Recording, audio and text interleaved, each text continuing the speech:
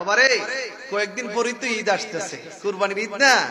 ইতিহাস তো জানতেই বই। এখন যদি এই ওয়াজ না করি কি ভাদ্র মাসিয়া ফাল্গুন মাসে আয়া করতাম? এখনই তো দরকার। কথা কন, ঠিক কিনা কন? ফ্রিজ যে পরিষ্কার করে থইছেন, 8 মাস 9 মাস গোস্ত খাইবার লেগে একটু কোন লাগতো না? কথা কন না কেন? ইতিহাস জানতে হবে। হ্যাঁ, একটু মন মতো কয়া দিয়া যায়। এখন কুরবানি নিয়ে আমার কিছু কথা না বললেই হবে না। চৌধুরী বাড়ির হুজুরে, চৌধুরী বাড়ির সাহেবে জবাই করছে 1,20,000 টাকার গরু। আবার যদি ভুইয়া বাড়ির মানুষে 3 লাখ টাকার জবাই না করে, এটা কি হয় নাকি? মানুষকে দেখানোর জন্য গরু ছাগল এইগুলো কেনার প্রতিযোগিতা চলে। এইভাবে প্রতিযোগিতা করবেন না। হ্যাঁ, অবশ্যই মোটা তাজা দেখে কিনবেন, অবশ্যই সুন্দর দেখে কিনবেন। যেইভাবে কিনেন না কেন, একমাত্র একজনকে সন্তুষ্ট করার জন্য কিনতে হবে, একজনকে সন্তুষ্ট করার জন্য জবাই করতে হবে। জবানটা খুলে বলেন না তিনি কে? আরো বড় করে বলেন তিনি কে? আল্লাহকে খুশি করার জন্য গরু কুরবানি করা লাগবে। কিন্তু আমার দেশের মধ্যে এই জিনিসটা এখন উঠে গেছে। বন্ধুরে, গরু কুরবানি কইরা অনেকে জবাই কইরা প্রথম রানটা দিয়া দে, জবাই কইরা ফালাও। অথচ সেই মানুষটা বুঝে না যে এই গরুর গোশতটা তুমি যে খাইতেছো মানলাম, কিন্তু তোমার পাশের মধ্যে একটা ঘর আছে, ওই ঘরের মানুষটার ঘরে কুরবানি হয় নাই। তোমার ঘরের গোশতের গ্রানটা যখন তার নাকের মধ্যে লাগে, কিন্তু তার মনের খবর তুই জানোস না। এই মানুষটা একটা ব্যাগ লয়ে তোর ঘরের মধ্যে গোশত নিতে আসে। আমারে বললে তো আমি জীবনেও যাবো না, আপনারে বললেও তো আপনি যাবেন না। পেটের ক্ষুধা কতটুকু বাড়ি হলে মানুষ ব্যাগ লয়ে একজনের বাড়িতে একটা গোশতের টুকরা আনতে যায়? এই মানুষটারে সাতটার হাড্ডি দিয়া বিদায় করে দেন, লজ্জা লাগে না? এই যুবক, আপনি কি জানেন না এই কুরবানির পশুটা এমন একটা বরকতময় পশু? এই পশুর গায়ের মধ্যে যতটা পশম থাকে, সেই পরিমাণ নেকি আপনারে আল্লাহ দান করে দিবে। ও যুবক, আপনি কি জানেন না এই কুরবানির পশুটা যদি তাজা হয়, এই কুরবানির পশুটা হাসরের ময়দানে, ওই হাসরের ময়দানে ফুলচিরাটা পার হওয়ার বাহন হয়ে যাবে। হাসরের ময়দানে এই কুরবানির পশুর পিঠের মধ্যে চড়ে চড়ে আপনি জান্নাতে যেতে পারবেন। এই কুরবানিটারে মেহেরবানি করে একটু কাজে লাগান। এখন থেকে ফ্রিজটারে বালা কইরা পরিষ্কার কইরা ফেলাইছেন। 7 মাস কুরবানির গোশত খাইবার লাগিয়া ফ্যাক্টর দল 7 মাস খাইবার লাগিয়া পাগল হয়ে গেছেন। এই হাত তুলে বলেন ঠিক ঠিক না? লজ্জা করা উচিত। একটা মানুষ একটা ব্যাগ নিয়ে যাওয়ার পরে কয়েকটা হাড্ডি দিয়ে বিদায় করে দেয়, লজ্জা লাগে।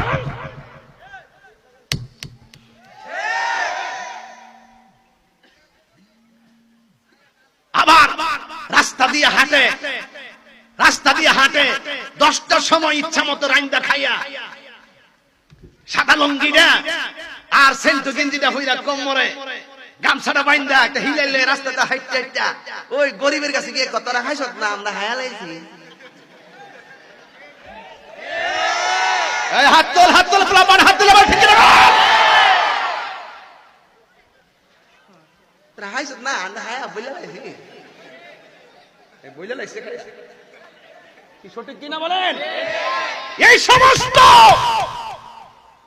যারা গরিবের কাছে গিয়ে অর্থের বাহাদুরি দেখায়, তাদের উপরে খোদার লানত পড়ে।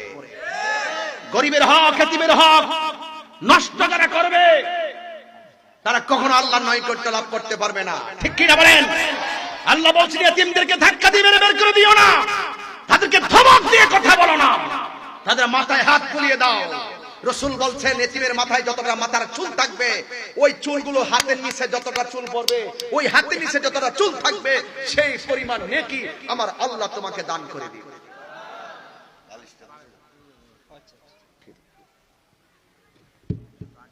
তোরা খাইছ না? আমি খাইয়া বইলা লাইছি। সাহসটা দিছে, সাহসটা পেটটা মনে মালা লাগাইছে, পেটটা না আর তুমি খাইছ না রে। ইচ্ছা মতো এখন ফ্রিজটা দেখবেন পরিষ্কার করে রাখছে। কই গেল বাইরে করে লাও, জবড়া কইরা রান দিয়ে আলাদা আলাদা কইরা সিনার গুস্ত দিয়ে সিনার আড্ডি দি বাচ্চা বাচ্চা নিয়ে আপনার কলজা সহকারে নিয়ে আপনার গামলার ভিতরে ঢুকাই রাখে। 6 মাস খাইবার লাগিয়া ফসার ঘর ফসা। সঠিক? এই সঠিক? আবার অনেকে আছে সুদের টিহা দিয়া গরু কিনে, আছে কি না? হারাম হারাম কাজ হবে না। হারাম টাকা দিয়ে হালালের আশা করা ডাবল গুনাহ। কথা কোন ঠিক কি না? হারামের টাকা দিয়ে সওয়াবের আশা করা ডাবল গুনাহ। এক নম্বর হারাম তো এমনি গুনাহ, দুই নম্বর হারাম না দিয়ে আবার সওয়াবের আশা করছে, এটা ডাবল গুনাহ। মানুষ দেখা বলে গরুটা বড় না হেরা কিতা কইব আমরা রে? ইব্রাহিম নবী নিজের সন্তানকে ছুরির নিচে ফেলে দিয়েছিলেন কাকে সন্তুষ্ট করার জন্য? জোরে কান। তাহলে আমরা পুরো কুরবানি করব কাকে সন্তুষ্ট করব? আল্লাহকে সন্তুষ্ট। যুবক ভাইরা আমার, অনুরোধ করি, আজকে আত্মীয় স্বজনের বাড়িতে গোশত কিন্তু পোষায় না। পোষায় কো অসুবিধা নেই, আমার আত্মীয় স্বজন তো গরু কুরবানি দিছে, ওই অসুবিধা নাই। না, এটা আত্মীয় স্বজনের হক। পাঁচ পৌঁছাবেন, মহব্বত বৃদ্ধি পাবে। কথা কোন ঠিক কি না? দূরত্ব কমে যাবে, গুরুত্ব বেড়ে যাবে, এটাই বাস্তব। অনুরোধ করে বলবো, যারা কুরবানি করবেন হালাল টাকা দিয়ে করবেন, ঠিক কি না বলেন? আর যারা আমার পাশে যারা আছে, যারা কুরবানি দিতে পারে নাই, তাদের তালিকাগুলো রাত্রি করে নেবেন, কোন কোন ঘরে দিবেন। গোশত বাড়ার সময় কবে আর কেরা কেরা বাহি আছে, আর কেরা কেরা বাহি আছে, মানে কি রাত্রে লিস্টটা করলেই চলে? আমরা দেশের মধ্যে কিছু টেহাওয়ালা আছে, নতুন টেহাওয়ালা, ঠেলা যে মারে না, লিস্ট কইরা কি লিস্ট তো করেই না, মাইকটা ঘোষণা করে। হ্যাঁ, একটি বিশেষ বিজ্ঞপ্তি, ভাদুগড় ডিএস কামিল মাদ্রাসার মাঠে যাকাতের কাপড় বিতরণ করা হবে, সকাল 8টার আগে আপনারা চলে আসবেন, ঠিক আছে? হ্যাঁ, মাইকটা ঘোষণা করছে। টেহাওয়ালা করো, টেহাওয়ালা। এই তুই মাইক দিয়ে ঘোষণা করছিস কি লিগা? যদি সত্যিকার দানবীর হ, রাতের বেলা মেম্বার লইয়া অথবা লোকজন লইয়া রাতের বেলা একটা তালিকা করবে, তালিকা করে কেটে কেটে গরিব কাপড়টা কে কে পাইতে পারে তার বাড়িতে রাতের অন্ধকারে উমরের মধ্যে পৌঁছাই দিতে হবে।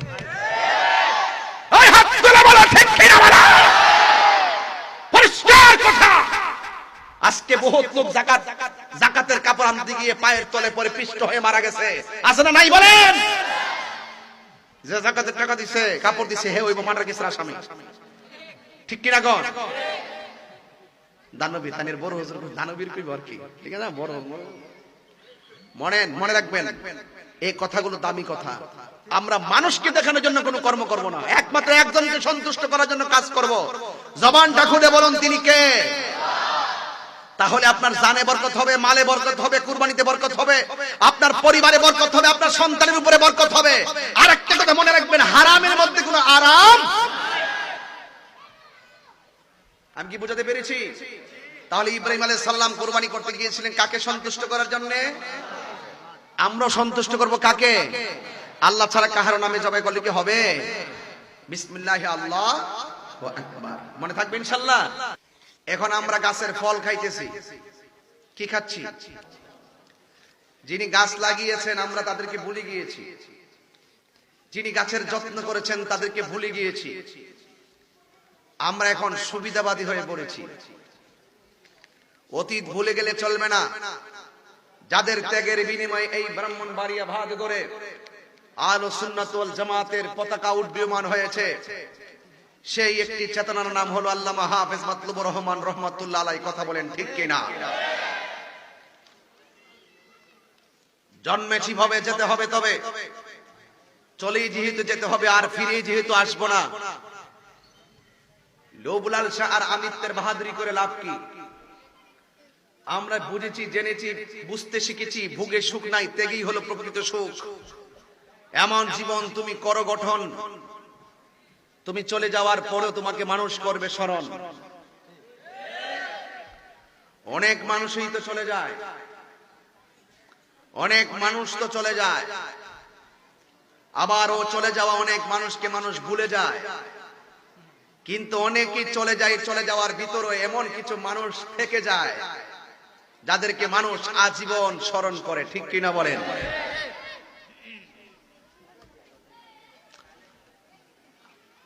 আল্লামা হাফেজ মাতলুবুর রহমান রহমাতুল্লাহ আলাইহি হলো সেই একটি চেতনা আর ধারাবাহিকতার নাম। ভাইরা আমার, দিনের বেলা মাহফিল আশেপাশে ভালো করে আপনাদেরকে নোটিশও দিতে পারে নাই, সময় অল্প, আবার দিনের বেলার মাহফিল, এরপরও প্যান্ডেলে জায়গা নাই, এখনো মানুষ আসতেছে। এটা তাহিরির কোনো আকর্ষণ না, এটা আল্লাহর কোরআন। এটা তাহিরির কোনো আকর্ষণ না, এটা আল্লাহর কোরআনের আকর্ষণ। এটা আমার মদিনাওয়ালার আকর্ষণ, এটা আল্লাহর ওয়ালিদের আকর্ষণ। ঠিক কি না বলেন? সবকিছু মিলিয়ে আপনারা কারা কারা খুশি একটু হাত তুলেন। নারায়ে তাকবীর, নারায়ে রিসালাত, আহলে সুন্নাত ওয়াল জামাত, বীর মুফতি গিয়াসউদ্দিন আত-তাহির সাহেব। ভাইরা আমার, আমি কোরআনুল কারীমের সূরা সাফফাত থেকে সূরা সাফফাতের 102 নম্বর আয়াতের 104 নম্বর 105 নম্বর আয়াত তেলাওয়াত করেছি। সূরা সাফফাতের 104 105 নম্বর আয়াত তেলাওয়াত করেছি। এই আয়াতের নিরিখে আনুষঙ্গিক প্রাসঙ্গিক কথা বলে আমি বিদায় আরজ করব। আমার পূর্বে উলামায়ে কেরাম অনেক সুন্দর আলোচনা করেছেন। সময় স্বল্পতার কারণে অত্যন্ত জননন্দিত বক্তা মুফতি সাদউদ্দিন তাহিরি আপনাদের সামনে বেশি লম্বা আলোচনা করতে পারে নাই। ইনশাআল্লাহ ভবিষ্যতে আলোচনা করবেন ইনশাআল্লাহ। আমারও পোস্টারে উল্লেখ করা আছে 3টাই মাইক ধরবো, আমিও 3.5টাই মাইক ধরেছি। প্রচন্ড গরম, কিন্তু আপনারা জানেন সিলেট সুনামগঞ্জ সহকারে অনেক জায়গায় বন্যায় ভয়াবহতায় মানুষের দিনকাল দুর্গত ক্ষতিগ্রস্ত অবস্থায় কাটতেছে। ঠিক কিনা বলেন? ব্রাহ্মণবাড়ি আহলুস সুন্নাত ওয়াল জামাত আমরা চলে গিয়েছিলাম সুনামগঞ্জ, মনে আছে? এটা নৈতিক দায়িত্ব। আজকে তাদের বিপদ, কালকে আমার বিপদ। আজকে আমি তার পাশে দাঁড়িয়ে গেলে কালকে সে আমার পাশে দাঁড়াবে। ঠিক কিনা বলেন? এই জন্য এই দুনিয়াটা বাহাদুরির জায়গা নয়, এই দুনিয়াটা হলো ভালোবাসার জায়গা। ভালোবাসলে ভালোবাসা পাওয়া যায়। পাওয়া যায় কি যায় না? ভালোবাসলে ভালোবাসা পাওয়া যায়। সেই ভালোবাসার একটি বাস্তব চিত্র আমি আপনাদের সামনে তুলে ধরব। সেই চিত্রটা তুলে ধরার আগে সবচাইতে উত্তম যাজা, উত্তম প্রতিদান দেওয়ার মালিক কে? আমার রাসূল পাকের মহব্বত হৃদয়ে রেখে একটু দুরূদ শরীফ পড়েন, তারপরে আমি আমার আলোচনায় ঢুকে যাব। কেউ ডান বাম হবেন না, দুরূদ শরীফ পড়েন। আল্লাহুম্মা সাইয়্যিদিনা মাওলানা মুহাম্মদ ওয়া আলা সাইয়্যিদিনা মাওলানা মহব্বতে কণ্ঠ উঁচু করে বলুন আল্লাহুম্মা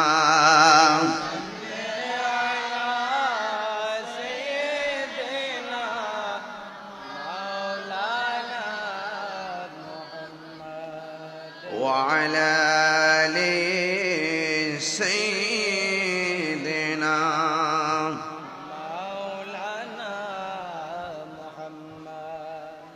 গভীর মনোযোগ। এমন একটা সময় তুমি আমি প্রখর রৌদ্রের কারণে গায়ে মানে না, চেহারাটা পুড়ে পুড়ে যাচ্ছে, গায়ে অনেক রৌদ্র লাগতেছে। এমন একটা মুহূর্তে তুমি আমি ভাদুগরের জমিনে দিনের বেলায় হাজার হাজার মানুষ বসে ওয়াজ করতেছি, শুনতেছি। ঠিক এই মুহূর্তে বাংলা নয় সারা বিশ্বের অনেক মানুষগুলো মক্কা মদিনায় হজে পাড়ি দিয়েছে। ঠিক কিনা বলে? ইচ্ছে জাগে আমাদের যেতে মদিনায়, ইচ্ছে জাগে চুমু খেতে সোনালি রোজায়, ইচ্ছে জাগে চুমু খেতে সোনালি রোজায়। বলেন না, ইচ্ছে জাগে আমাদের ইচ্ছে জাগে মদিনায়, ইচ্ছে জাগে চুমু খেতে সোনালি রোজায়, ইচ্ছে জাগে চুমু খেতে। সারা জগৎ অনেক উমরা করে জিলহজ মাসে হাজিরা হজ পালন করে, ঠিক কিনা? সারা বছর অনেকে উমরা করে, জিলহজ মাসে হাজিরা হজ পালন করে। তাদের সঙ্গে সাথী হতে আমারই মন চাই, তাদের সঙ্গে সাথী হতে আমারই মন চাই। ইচ্ছে জাগে চুমুকেতে সোনালি রোজায়, ইচ্ছে জাগে চুমুকেতে সোনালি রোজায়। ইচ্ছে জাগে আমাদের যেতে মদিনায়, ইচ্ছে জাগে আমাদের ইচ্ছে জাগে চুমুকেতে সোনালি রোজায়, ইচ্ছে জাগে চুমুকেতে সোনালি রোজায়। চলে কোন আল্লাহু আকবার, আর চিৎকার মেরে কোন আল্লাহু আকবার। এই জন্য আমি বলতেছি যুবক, এমন একটা মাসে শাওয়াল, জিলকদ, জিলহজ, এই তিনটা মাস হলো হজের মাস। হজের সঙ্গে এই মাসের সঙ্গে একটা প্রেমের ইতিহাসের সম্পর্ক আছে, আছে না নাই? এ যুবক, অনুরোধ করি বলি, পায়ের মধ্যে হাত দিয়ে বলি, আমি বোঝাইতে চেয়েছিলাম, যদি আপনি সব কিছুর ঊর্ধ্বে আমার আল্লাহকে ভালোবাসেন, আমার আল্লাহর সন্তুষ্টি যদি কামনা করেন, দেখবেন সব কিছুর প্রতিদান একজন দিবে। জবান খুলে বলুন, তিনি কে?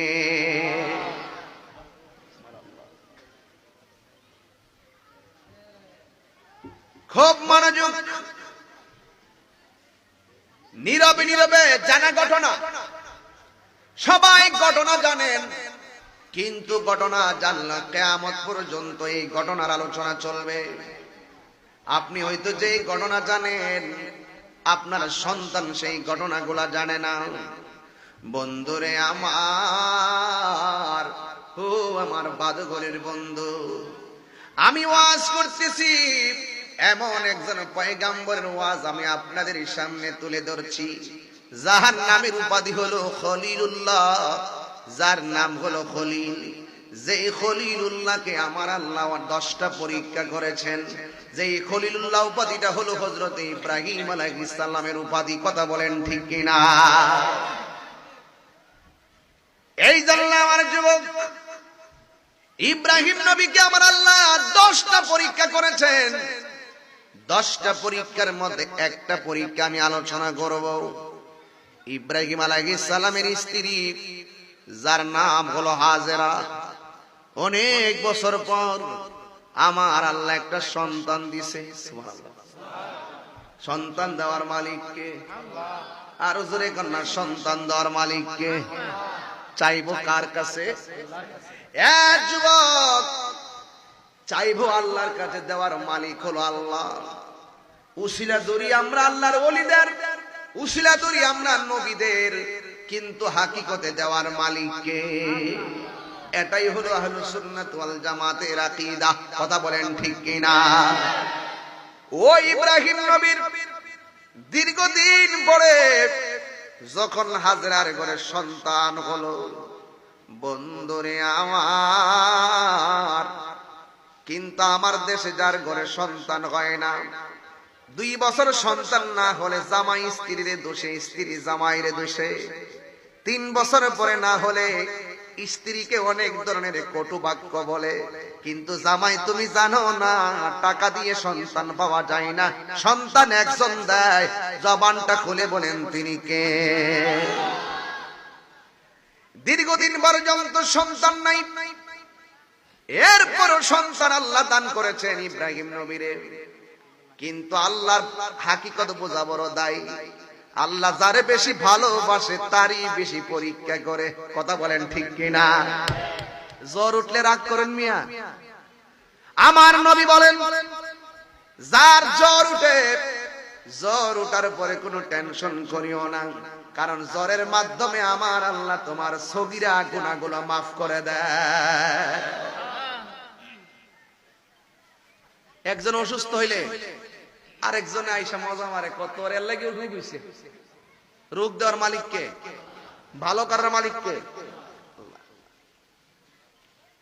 ডায়রিয়া হয় না? রাগ করেন না।